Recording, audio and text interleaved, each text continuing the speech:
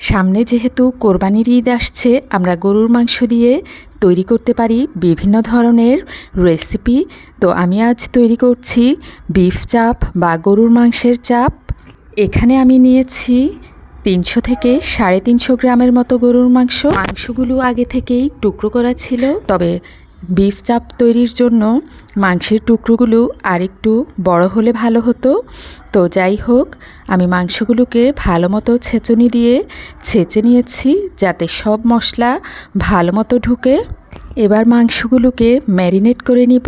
প্রথমেই দিয়ে দিয়েছি পেঁয়াজ বাটা 1 টেবিল চামচ, রসুন 1.5 চামচের মতো, আদা 1.5 চামচ, হলুদ 1 চামচ, শুকনো মরিচ 1 চামচ, 1 চামচ ধনিয়া, 1 চামচ জিরা, 1 চামচ টালা গরম মশলা পাউডার, 1 চামচ লবণ, 1 চামচ সিরকা এবং 1 টেবিল চামচ সয়া সস, 1 টেবিল চামচ কর্নফ্লাওয়ার, 1 টেবিল চামচ টক দই।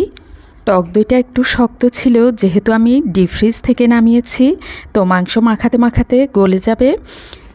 এবার ভালো মতো মেখে নিব যাতে সবগুলো উপকরণ মাংসের ভেতর ভালো মতো প্রবেশ করে। ভালো মতো মেখে নেওয়ার পর আমি 4 ঘন্টার মতো রেস্টে রেখে দিব। তো 4 ঘন্টা পর এবার আমি মাংসগুলোকে ভেজে নিব। বিফ চাপ ভাজার সময় যার যার ইচ্ছে মতো তেল দিয়ে ভেজে নিতে পারেন, তবে আমি একটু তেলটা বাড়িয়ে দিয়েছি। চাপ তৈরির এই মাংসটাকে যত বেশিক্ষণ ম্যারিনেট করা যাবে ততই ভালো। চুলাকে মিডিয়াম হিটে রেখে আমি চাপটা ভেজে নিচ্ছি। একটা পিঠ যখন লালচে হয়ে গিয়েছে, এরপর আমি উল্টিয়ে দিচ্ছি। বারবার উল্টাতে গেলে কিন্তু মশলাটা ঝরে যায়। আর বাইন্ডিংয়ের জন্য আমি তো দিয়েছিলাম, দেখেছেনই, কর্নফ্লাওয়ার।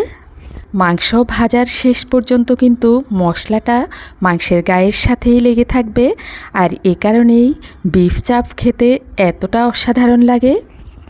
তো দুপাশটাই যখন ভালো মতো হয়ে গিয়েছে, এবার আমি ভালো মতো নেড়ে নিচ্ছি। এবার নামিয়ে নেয়ার পালা। আর এই বিফ চাপটা যে কোনো ধরনের রুটি, পরোটা, এমনকি নান রুটির সাথে অনেক বেশি ভালো লাগে।